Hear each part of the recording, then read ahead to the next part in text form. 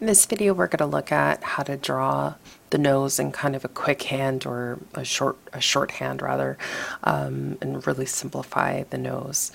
So the nose itself, if we kind of look at the nose as the structure of the nose, you can kind of think of it as it kind of has this kind of this mass, but it's triangular. So if you're looking at it from the side, you would have this, so it's like a triangular prism.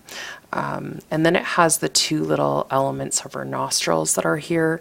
You can kind of think of them as either little triangles. Some people also like to kind of think of them as kind of like round elements. Sometimes you'll see the nose kind of blocked out with a circle and then the two side nostrils. But if you're really kind of looking at the form, it is a kind of a triangular prism, and then you have these two little like small like triangular prisms that are kind of coming off the sides to represent our nostrils. And obviously these are kind of more bulbous and rounded and things like that. So we're not going to be as concerned necessarily with the realism. I want to show you how to do again a quick hand of how to draw a simple nose. Noses for me are my kind of weak point. I really struggle with getting a really good solid nose, and I'll show you some quick hands. And then again, as always, this is not the only way to do something. Please feel free. I want you to look it up. Different ways to draw different noses. Also, the website Line of Action, that was provided a link in class in the previous set of exercises on our website. You can use that to also do facial expressions instead of doing full body poses.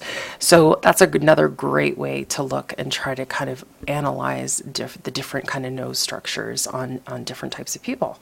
So I'm going to show you some shorthand tricks to create a nose, and it's pretty simple. You'd think it's almost too simple. First, you're going to start with again, this is kind of like a side or like a 3/4 view.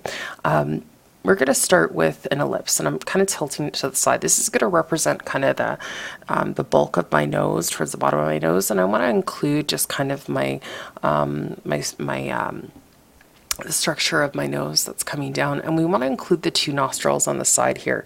So you can kind of treat them as kind of little spheres on the side, and this is generally where this kind of meets. This is kind of where the opening to your nostrils is going to reside. And you also want to include this line. This line is super important. So again, we want to include this line. We want to include our nostril lines, and you want to include this to kind of imply the nostril itself that's sitting there, the kind of the bulk of the nostril, and that's literally it for kind of like a really kind of simplified nose.